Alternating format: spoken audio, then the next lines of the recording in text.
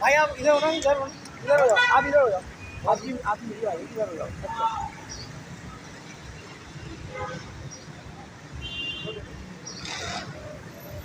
ये आप क्या सप्लाई करते हो? छालिया। क्या सप्लाई करते हो? छालिया छालिया। छालिया? हाँ मीठी छालिया ये गैर कानूनी नहीं है। मैं ये नहीं पूछ रहा, लाइसेंस वाली छालिया। आप घर में कौन से कमाने वाले हो? सर मैं अकेला ही हूँ, मेरा भाई बाइक क्या चलाता है। आपका भाई बाइक जी, बाइक चलाता है, चलाता है। आप ये सेल में नहीं करते हो? सप्लाई करते हैं। कितना कमा लेते हो आप? ये तकरीबन होगा 48,000 का। आप कितना कमा लेते हो रोज? कभी कोई फिक्स नहीं है, कभी 1000 कभी 1200। अच्छा, ये मेहनत करके आप, आपके पास कोई बड़ी गाड़ी नहीं है? नहीं पड़ेगा। कितने फैमिली मेंबर हैं आप? हम लोग 4 है। चार। अभी ये भाई ने क्यों रोका आपको चलान के लिए? इसलिए तो लोड़ा जो मेरे पास हेलमेट हो गया है।